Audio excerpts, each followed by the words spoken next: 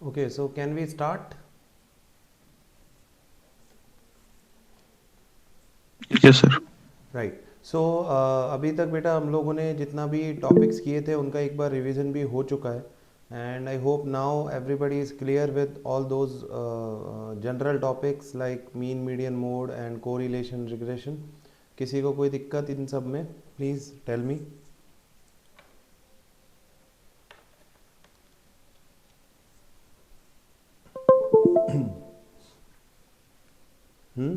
कोई प्रॉब्लम नहीं किसी को भी? No problem. Very good. So now today we are going to start a new topic which is LPP. किसी को पता है इसके बारे में? Anyone in the class? क्या होता है LPP?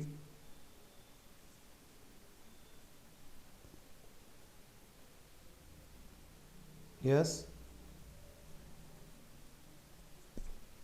Is anyone from BBA background? कोई है BBA से? Sir Yes. नेम बोलो बेटा. Your voice is not clear बेटा.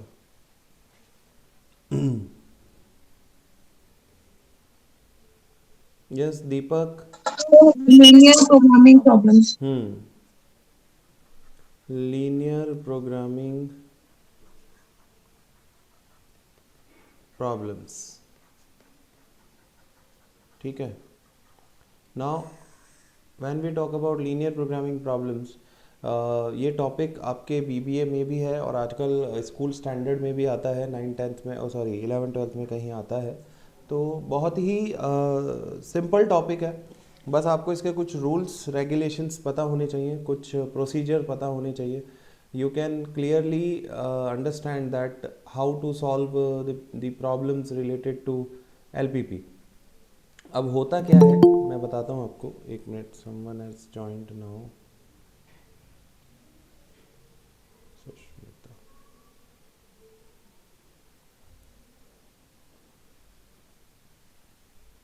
Now let us take a case like suppose there is a company who manufactures two product. I hope मेरी आवाज़ सबको आ रही है. Yes sir. Great. So a company is there which produces two products, product A and product B. ठीक है. Now product ए की manufacturing और product B की मैन्युफैक्चरिंग के लिए कंपनी तीन तरह की, या लेट्स सपोज, चलो ठीक है, तीन तरह की मशीनरी काम में लेती है, M1, M2 और M3. These are the three machines which company uses, जो कंपनी काम में लेती है M1, M2 और M3. किसके लिए? प्रोडक्ट ए और प्रोडक्ट बी को बनाने के लिए. ये मैं एक पूरी कहानी आपको धीरे धीरे बता रहा हूँ और उसमें से जो इन्फॉर्मेशन है उसको मैं यहाँ लिखता जा रहा हूँ. क्या समझ में आया अभी तक? यस दीपक, क्या बोला मैंने? सर एक कंपनी है जो प्रोड्यूस करती है मटेरियल, उसके लिए उसको तीन मशीनरी की जरूरत होती है, M1, M2 and M3. Very good. Product कौन कौन से हैं? Product A and product B. ठीक है. दो प्रोडक्ट कंपनी बनाती है, product A and product B. और प्रोडक्ट ए एंड बी के प्रोडक्शन में the company requires the processing on three machines M1, M2 and M3. अब M1 जो मशीन है, सॉरी प्रोडक्ट ए जो है, वो उसकी एक यूनिट बनाने में मशीन M1 पे लेट सपोज 2 आवर्स की प्रोसेसिंग लगती है. 2 आवर्स पर यूनिट. मतलब प्रोडक्ट ए की एक यूनिट बनाने के लिए मशीन M1 पे 2 आवर्स उसको काम करना पड़ता है. उसी तरह से M2 पे इसको लेट सपोज 1 आवर काम करना पड़ता है एक यूनिट ऑफ प्रोडक्ट ए बनाने के लिए. एंड मशीन M3 पे प्रोसेसिंग 3 आवर्स की होती है लेट सपोज.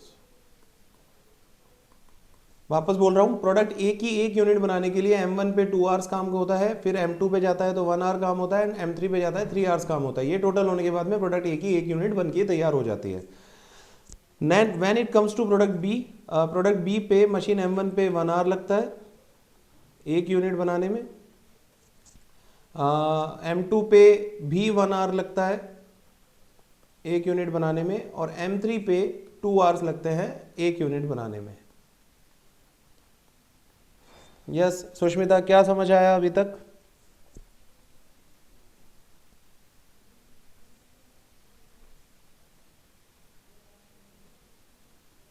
आपको आवाज आ रही है मेरी बेटा?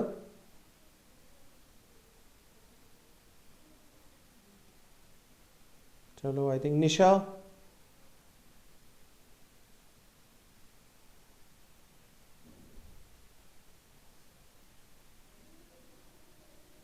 मिताक्षी।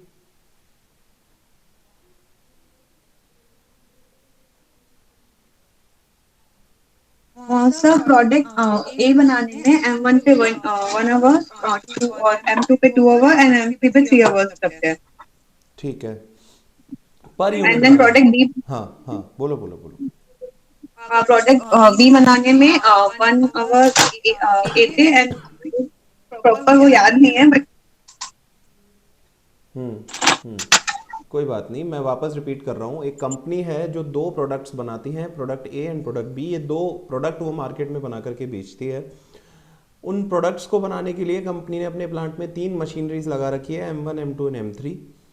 प्रोडक्ट ए की एक यूनिट बनाने के लिए M1 पे 2 आवर्स की प्रोसेसिंग होती है, M2 पे 1 आवर की प्रोसेसिंग होती है और M3 पे 3 आवर्स की प्रोसेसिंग होती है। जब ये टोटल हो जाता है तो लास्ट में प्रोडक्ट ए की एक यूनिट बन के तैयार हो जाती है। उसी तरह से प्रोडक्ट बी की एक यूनिट बनाने में M1 पे 1 आवर का टाइम लगता है, M2 पे भी 1 आवर का टाइम लगता है और M3 पे 2 आवर्स का टाइम लगता है। इसके बाद में बी की एक यूनिट बन के रेडी हो जाती है। ठीक है, नाउ द पॉइंट इज, क्या हम मशीन को हमेशा ऑन रख सकते हैं?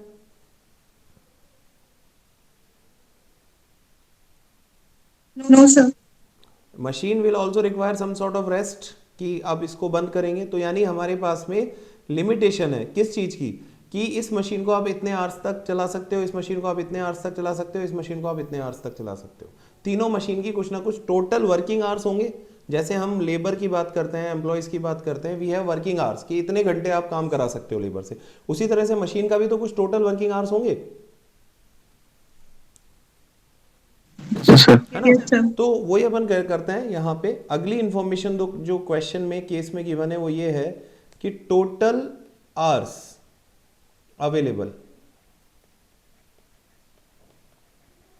Total hours available.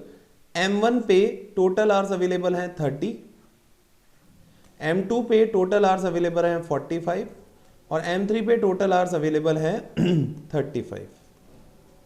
ठीक है, ये टोटल अवेलेबिलिटी है कि इन मशीन्स को आप इतना इतना आवर्स तक चला सकते हो। अभी तक मैंने जो भी केस बोला, इसमें किसी को किसी भी तरह की प्रॉब्लम हो तो पूछिए। Whoever is available in the class please ask, कि किसी भी पॉइंट पे कोई प्रॉब्लम हो तो। No sir. I want answer from no everyone सर। and please don't answer in chat because I am not able to access chat right now। इसलिए जो भी आंसर करें प्लीज अपने आप को अनम्यूट करके करें।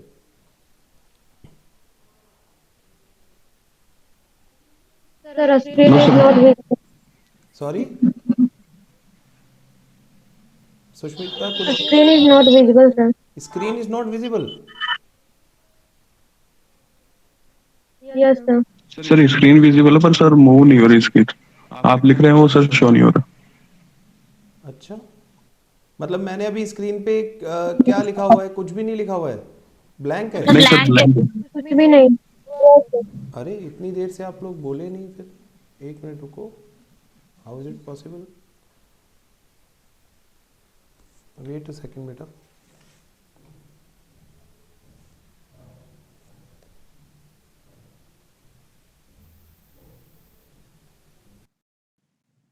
सो now the screen is visible. So एक बार आप स्क्रीन पे प्लीज देख लीजिए, क्योंकि किसी को विजिबल ही नहीं थी तो आई थिंक कुछ प्रॉब्लम कुछ मिसिंग होगा। सो जो भी लोग अवेलेबल हैं क्लास में प्लीज चेक कि हमने जो भी बात अभी बोली वो सब आपको यहाँ पे लिखी हुई मिली है या नहीं, और ये जो लिखा हुआ है वो आपको समझ में आया है नहीं। मैं एक बार और रिपीट कर देता हूँ देयर इज अ कंपनी, हम जो टॉपिक पढ़ रहे हैं वो टॉपिक क्या है, लीनियर प्रोग्रामिंग प्रॉब्लम, ठीक है। Now there is a company जो कि दो प्रोडक्ट्स बनाती है, product A and product B. Product A और प्रोडक्ट बी को बनाने के लिए कंपनी ने 3 मशीन फिट करी है, M1 M2 and M3। M1 पे एक यूनिट बनाने के लिए 2 आवर्स की प्रोसेसिंग होती है, एक यूनिट ए के लिए M2 पे 1 आवर और M3 पे 3 आवर्स की प्रोसेसिंग होती है। उसी तरह से बी पे बी की एक यूनिट बनाने के लिए M1 पे 1 आवर की प्रोसेसिंग, M2 पे भी 1 आवर की प्रोसेसिंग और M3 पे भी 2 आवर की प्रोसेसिंग होती है। जब ये टोटल हो जाता है तो ए की एक यूनिट बन जाती है और बी की भी एक यूनिट बन जाती है। Now we can not run the machine 24/7, machine को भी रेस्ट करना पड़ेगा। तो एक पर्टिकुलर टाइम पीरियड में, मान लो ये 7 दिन का पीरियड हो सकता है, 1 महीने का पीरियड हो सकता है, 15 दिन का पीरियड हो सकता है। We have a total availability of machine hours, कि मशीन को कितने टाइम तक हम चला सकते हैं। So we have 30 hours for M1, 45 hours for M2 and 35 hours for M3। सो ये टोटल हमारे पास में अवेलेबल है। आई थिंक आप लोग सब कॉपी पेन लेके बैठे हैं। Yes, sir. Yes, yes sir. Sir. Please please note it down. ये Yes. जो भी स्क्रीन पे दिख रहा है ना, इसको आप नोट कर लीजिए।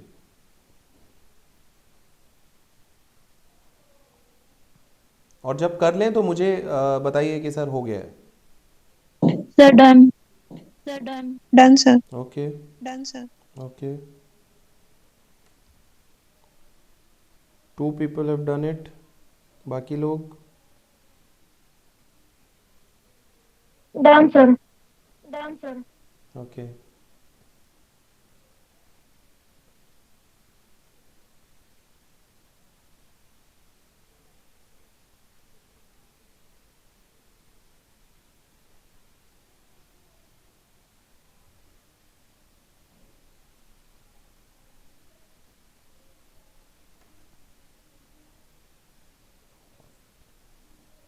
Done sir.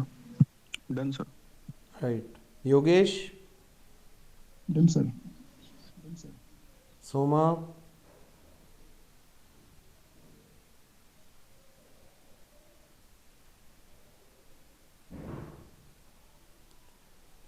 Okay, rest of the people? Nisha? Yes, sir. I have already done. Okay, so this is the case. Now what is the problem? Question क्या है? The question is that how much quantity or how many units of product A and product B should be produced to get maximum profit? ठीक है, how much quantity of product A and product B should be produced to get maximum profit?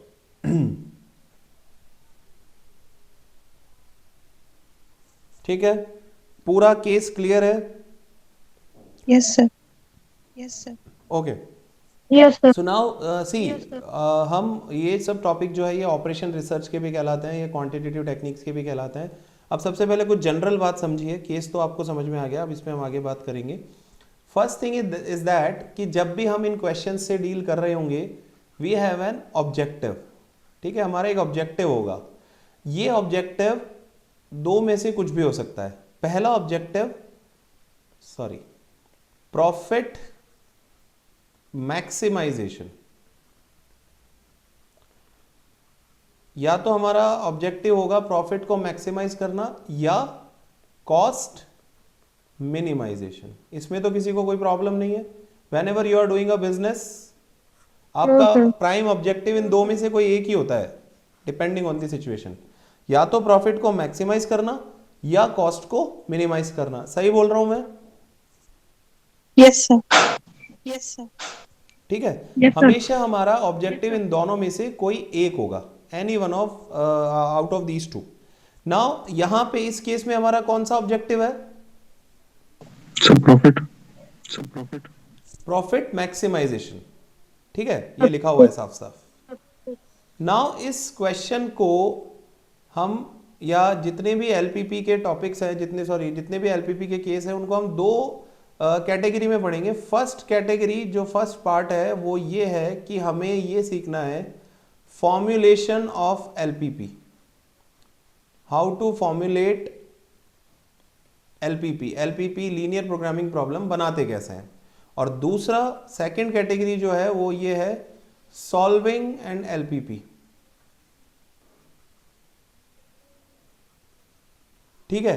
ये दो चीजें हैं। अभी आने वाली एक दो क्लासेस में हम सिर्फ ये करेंगे कि how to formulate LPP, LPP बनाते कैसे हैं, एलपीपी को फॉर्मुलेट कैसे करते हैं।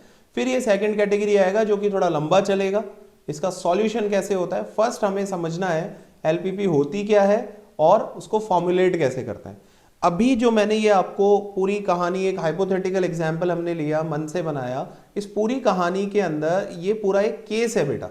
ये जो भी मैंने वर्ड्स बोले ना, ये आपको पेपर में लिखे हुए आ सकता है कि there is a company who produces 3 products या 2 products and the company requires processing on 3 machines, और उन मशीन्स में इसे इतना इतना टाइम लगता है, और total availability of hours is this, right. So ये सारी चीज आपको क्वेश्चन में मिलेगी थ्योरेटिकल फॉर्म में। समझ आ रही है बात। केस लिखा हुआ आएगा तकरीबन 4-5 लाइन का, आपको उसमें से इस तरह से ये इंफॉर्मेशन निकालनी है। ये जो मैंने टेबल बनाई है ना, ये ऐसा कुछ नहीं है कि कोई टेबल ये फॉर्मेट है, ये सिर्फ इंफॉर्मेशन निकालने का तरीका है। आप किसी भी तरह से उस केस को पढ़ के इस तरह से अपनी इंफॉर्मेशन निकाल करके लिख लें, क्योंकि ये इंफॉर्मेशन जब तक आप उस थियोरेटिकल केस से नहीं निकालेंगे, आप एलपीपी फॉर्मुलेट नहीं कर पाएंगे ढंग से, कुछ ना कुछ मिसिंग हो जाएगा। तो सबसे पहली चीज जो हमें समझनी है वो ये है कि जब भी थियोरेटिकल फॉर्म में क्वेश्चन हमारे पास में आता है तो सबसे पहले एलपीपी बनानी पड़ेगी। कई बार होता है एलपीपी बनी हुई आ जाएगी, वो हम आगे बात करेंगे। ये केस नहीं आएगा, डायरेक्ट एलपीपी बनी हुई आ जाएगी। तो सबसे पहले थियोरेटिकल केस से आपको इन्फॉर्मेशन निकालना आना चाहिए इस तरह से कि कितने प्रोडक्ट हैं, कितनी मशीन्स हैं, ठीक है, टोटल आवर्स अवेलेबिलिटी कितना है, ये सारी चीज क्लियर है। ये yes sir, yes sir. Now यहाँ पे एक चीज हमने मिस कर दी। उसने कहा कि कंपनी को मैक्सिमम प्रॉफिट के लिए आप बताओ कितने यूनिट ए की और कितने यूनिट बी की बनाए वो। तो सबसे पहली बात यह है कि अपने को एक चीज और यहाँ क्वेश्चन में गिवन होगी, वो ये है कि प्रॉफिट पर यूनिट कितना है। तो लेट सपोज ए पे कंपनी का प्रॉफिट पर यूनिट है 15 रुपीज पर यूनिट, और प्रोडक्ट बी पे 10 रुपीज पर यूनिट। समझ आई बात कि कंपनी प्रोडक्ट ए पे 15 रुपीज पर यूनिट कमा रही है एंड प्रोडक्ट बी पे 10 रुपीज पर यूनिट कमा रही है। ये इंफॉर्मेशन भी क्वेश्चन में आपको थ्योरेटिकली केस में या कैसे भी आपको गिवन होगी। क्लियर है। ये भी आप एक नीचे एक रो बना के बेटा ये भी लिख लें, that profit from product A is 15 rupees per unit, profit from product B is 10 rupees per unit. Clear? Yes sir, yes sir. Okay, so now we are moving towards formulating the LPP. सबसे पहले हमें formulate करना है, LPP बनानी है, LPP को formulate करना है। सो क्वेश्चन क्या है, how many units of product A and B to be produced to get maximum profit, यही है। Yes sir. Yes sir. Okay, so now we are moving towards formulation or the solution, sorry, formulation of LPP। इस case से LPP कैसे बनाएंगे वो देखिए। सो कितने unit A की और कितने यूनिट B की बनाए ताकि हमें प्रॉफिट मैक्सिमम हो। सो सबसे पहले हम करेंगे let number of units produced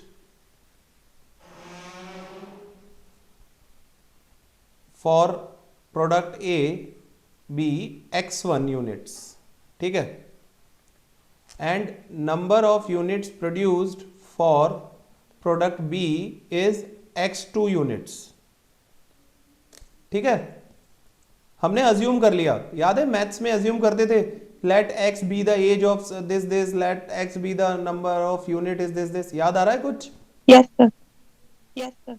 तो उसी तरह से हमने अज्यूम कर लिया कि let number of units produce for product A is x1 units and number of units produce for product B is x2 units. So अब एलपीपी का मेन जो फॉर्मेट है वो क्या है? सबसे पहले हम बनाएंगे ऑब्जेक्टिव फंक्शन।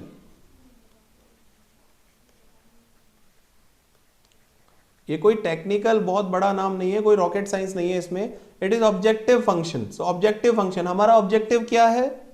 प्रॉफिट मैक्सिमाइज करना। What is our objective? Profit को मैक्सिमाइज करना। ठीक है, सो सबसे पहले हम ये निकालें, हमने ये अज्यूम कर लिया कि ए की x1 यूनिट्स बन रही है और बी की x2 यूनिट्स बन रही है। अच्छा, ए पे कितना प्रॉफिट है per unit? Sir 15 rupees. 15 rupees. Suppose अगर ए की 2 यूनिट बनेगी तो प्रॉफिट कितना होगा ए से? Sir 30 rupees. 30 रुपीज। और अगर ए की x1 यूनिट्स बन रही है तो प्रॉफिट कितना होगा ए से?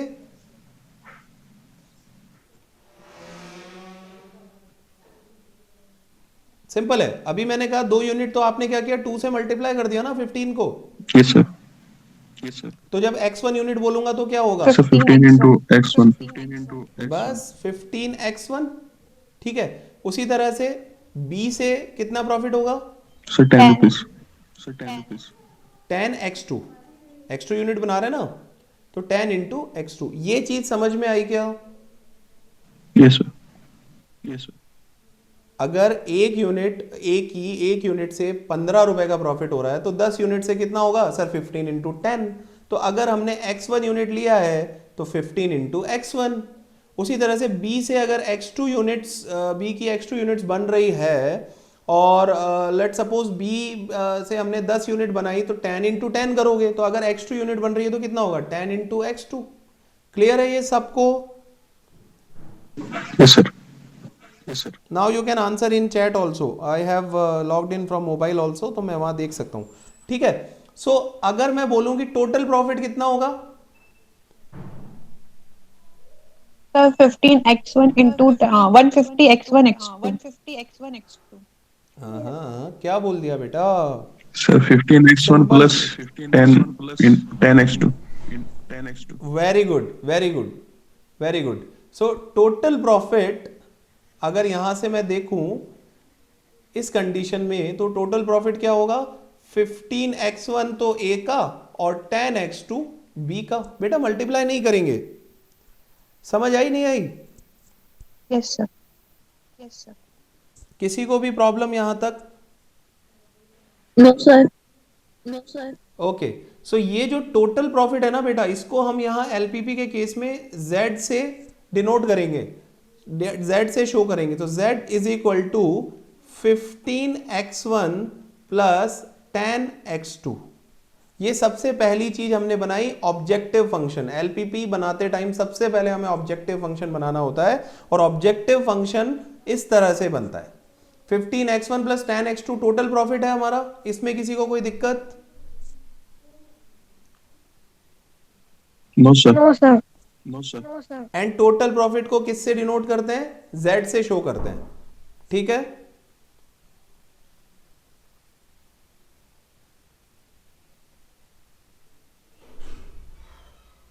Yes no?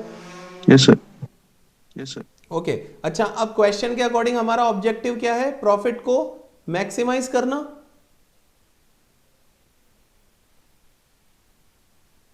Yes sir, yes sir. Yes, तो हम इसके आगे यहां लिख देंगे मैक्सिमाइज z। ये है हमारा ऑब्जेक्टिव फंक्शन। ये जो मैंने लाइन लिखी है, this is what the first thing जो हम एलपीपी फॉर्मुलेट करते टाइम करेंगे। Maximize z is equal to 15x1 plus 10x2, क्योंकि हमें इसको ही तो मैक्सिमाइज करना है।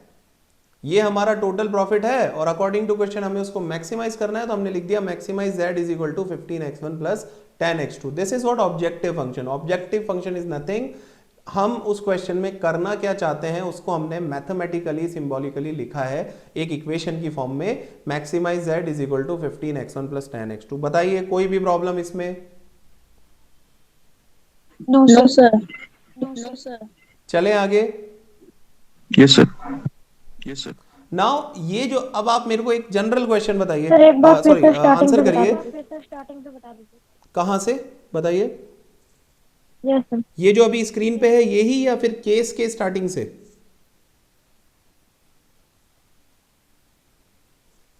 Yes Sushmita?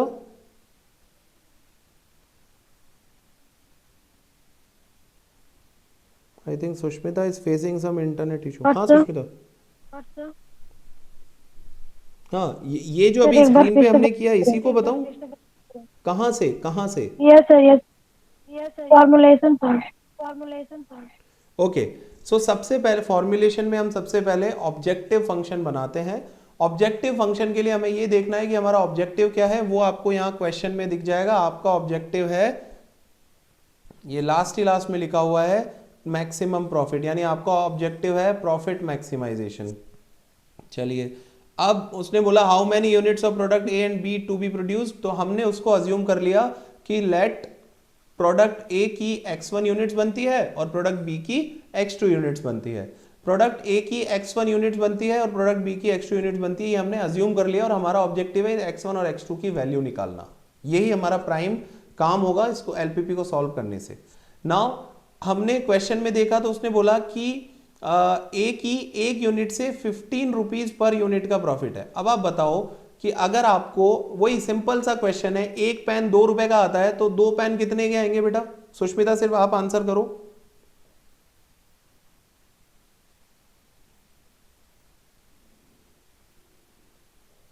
If the cost of 1 pen is 2 rupees तो 2 पेन कितने के आएंगे?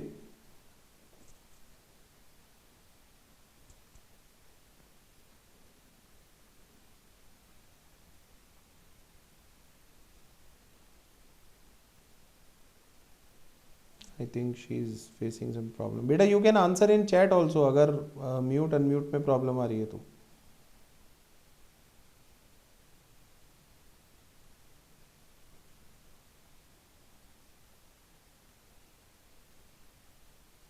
She must be facing some issue.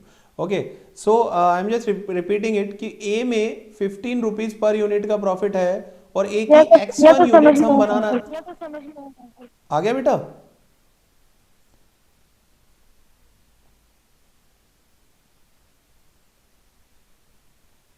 बहुत लेट वॉइस रिस्पॉन्ड हो। Okay, so 15 rupees per unit is from A and 10 rupees per unit is from B. तो अगर x1 unit बना रहे हैं तो हमारा ए से टोटल प्रॉफिट होगा 15। ओके, 15 इंटू x1 और बी से टोटल प्रॉफिट होगा 10 इंटू x2। तो हम अगर बोलें कि दोनों प्रोडक्ट से टोटल कितना प्रॉफिट हुआ तो कुछ नहीं करना, इन दोनों को प्लस कर देना है और वही हमने किया। तो ये हमारा टोटल प्रॉफिट है अगर A की x1 यूनिट बनती है और B की x2 यूनिट बनती है। अब हमारे ऑब्जेक्टिव फंक्शन पे आते हैं। तो हमारा ऑब्जेक्टिव था कि साहब प्रॉफिट को मैक्सिमाइज करिए, please maximize the profit. So profit maximization में आया maximize z is equal to 15x1 plus 10x2। Yes, यहां तक कोई दिक्कत Sushmita? Just answer once.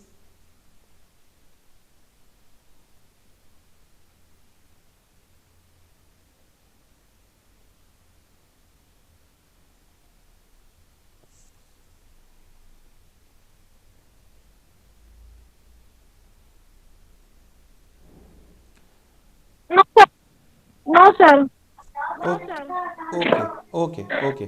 Now अब आप सब लोग मुझे एक चीज आंसर करिए, क्या हम हमारे प्रॉफिट को अनलिमिटेड मैक्सिमाइज कर सकते हैं कि सर मैं तो जितना चाहूं उतना कमा सकता हूं?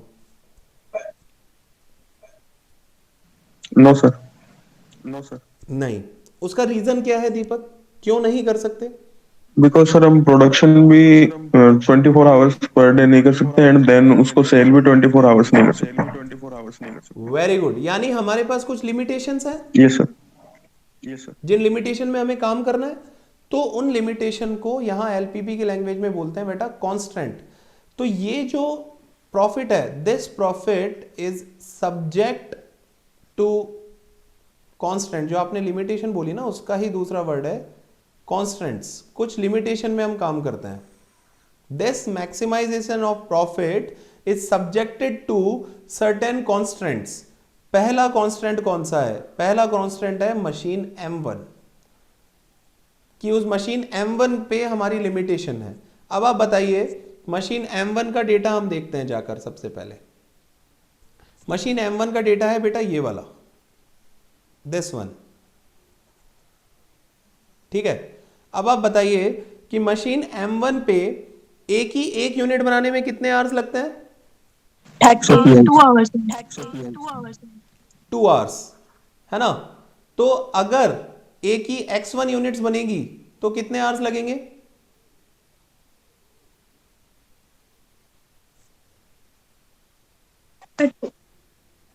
2x1. मैं वापस यहां लिखता हूं साइड में वर्किंग नोट में। M1 का डेटा ये है कि एक की एक यूनिट बनाने में 2 आवर्स लगते हैं और B की एक यूनिट बनाने में 1 आवर लगते हैं। और टोटल अवेलेबिलिटी कितनी है M1 की? Sir, 30. 30 आवर्स, है ना। तो अगर एक की एक यूनिट बनाने में 2 आवर्स लगते हैं तो X1 यूनिट बनाने में कितने लगेंगे? Sir, 2x1. 2x1। एक ही B की एक यूनिट बनाने में इसको 1 आवर लगता है, तो X1 यूनिट बनाने में X2 यूनिट बनाने में कितने लगेंगे? So 1x2. 1x2, या डायरेक्टली x2 लिख सकते हैं। 1 into x two is x2, Yes, sir. ठीक है। नाउ ये जो टोटल है, इस टोटल की, ये टोटल M1 पे काम हो गया। अगर 2x1 और x2 को ऐड कर दें तो टोटल M1 मशीन कितना चली, हमें ये पता चल गया। Yes, sir. Yes, sir. ये क्लियर है क्या सबको? Yes, sir. Very good, very good. So total इतना ये मशीन चली। अच्छा, अब ये टोटल बेटा किससे ज्यादा नहीं हो सकता? Sir, 30 से. 30 से। ये चीज समझनी है। ये जो टोटल आवर्स हैं जो मशीन M1 चली, ये टोटल कितना चल सकती है मैक्सिमम? ये टोटल कितना आ सकता है मैक्सिमम? So 30. 30 से ज्यादा हो ही नहीं सकता, क्योंकि 30 से ज्यादा मेरे पास अवेलेबिलिटी नहीं है। यानी कि अगर मैं ये कहूं कि ये जो टोटल है 2x1 प्लस x2, ये या तो कम हो, अच्छा 30 से कम हो तो चलेगा, Yes, sir. है ना। Yes, sir. यानी दिस टोटल, ये total should be less than और इक्वल टू 30। ये इनइक्वालिटी समझ आ गई क्या? Yes, sir. ये सिंबल तो आप लोग जानते होंगे, ये लेस देन और इक्वल टू का है, ये ग्रेटर देन और इक्वल टू का है Yes, sir. है ना। Yes, sir. ये आ गया। तो फर्स्ट कांस्टेंट मेरा बन गया 2x1 plus x2 should be less than और इक्वल टू 30। कोई भी प्रॉब्लम हो तो बताइए। No, sir. Very good, very good. Now second constant बेटा M2। अच्छा, M2 का डेटा क्या है फटाफट बताइए मुझे, देख के आपने कॉपी में लिख रखा है। ए पे कितना लग रहा है? 1 hour. 1 आवर। और बी पे 1 hour. 1 आवर। और टोटल कितना है? 45. 45। तो फटाफट बताइए इसकी इनइक्वालिटी क्या बनेगी? Sir, x1 plus x2 greater than equal to less than equal to 45. x1 plus x2 less than और equal to 45। Yes. Yes, sir. x1 plus x2 less than और इक्वल टू 45। ठीक है। नाउ थर्ड बताइए फटाफट, M3 third constant. So 3x1 plus 2x2 greater than 3x1 plus 2x2 less than equal to sir less than equals to 35. 35. Greater than नहीं, less than, Yes, है sir. ना। ये चीज थोड़ा सा ध्यान रखें। ठीक है, यहां तक किसी को कोई problem? No, sir. No, sir. ये लिख लिया आप लोगों ने? Yes, sir. क्योंकि मैं अभी आगे लिखूंगा तो आपसे पूछूंगा। लिख लिया है सबने ये? Yes, sir. Yes, sir. Okay. So finally हमारी एलपीपी क्या बनी? Objective function is maximize z is equal to 15x1 plus 10x2 which is subject to constants.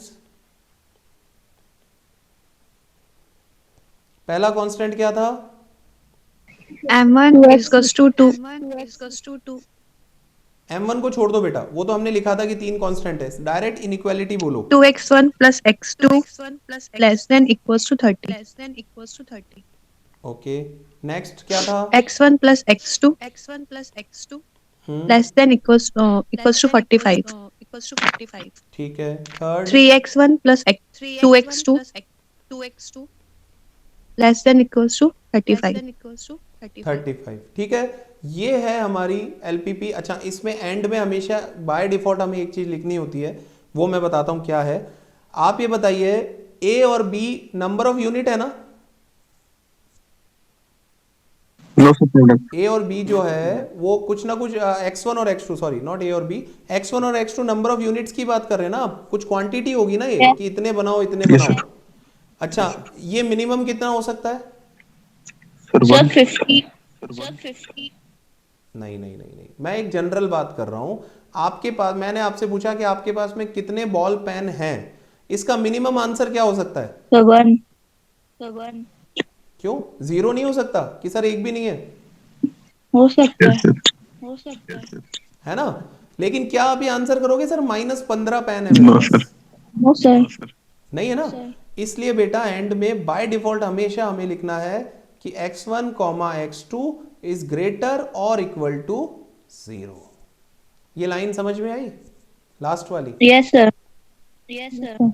That x1 और x2 की वैल्यू या तो 0 होगी या 0 से ज्यादा होगी, नेगेटिव नहीं हो सकती. Yes sir. Is it clear? ये है बेटा, this is exactly our LPP. इसको बोलते हैं लीनियर प्रोग्रामिंग प्रॉब्लम. ये एलपीपी हमने फॉर्मुलेट करी है अभी. अब इसको सॉल्व करने का पार्ट अलग है, वो हम 2-3-4 क्लासेस के बाद में शुरू करेंगे. बट सबसे पहले हम ये एलपीपी बनाना सीखेंगे. एग्जाम में क्वेश्चन दो तरह से आ सकता है. या तो आपको एलपीपी डायरेक्ट इस तरह से बनी हुई दे दे तो आपको बनानी नहीं पड़ेगी, या फिर आपको एलपीपी फॉर्मुलेट करनी पड़ेगी, जो अभी हमने किया. किसी को कोई भी समस्या हो तो पूछिए, अदरवाइज आज की class done. No sir. No problem. No. चलो, वेरी गुड वेरी गुड. तो I want everyone to answer in chat box कि sir no problem.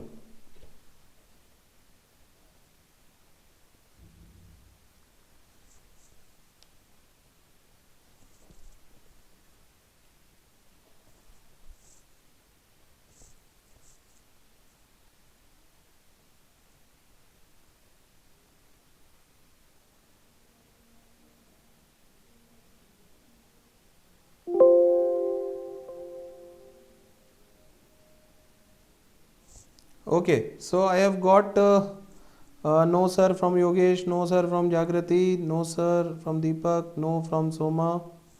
Okay, very good.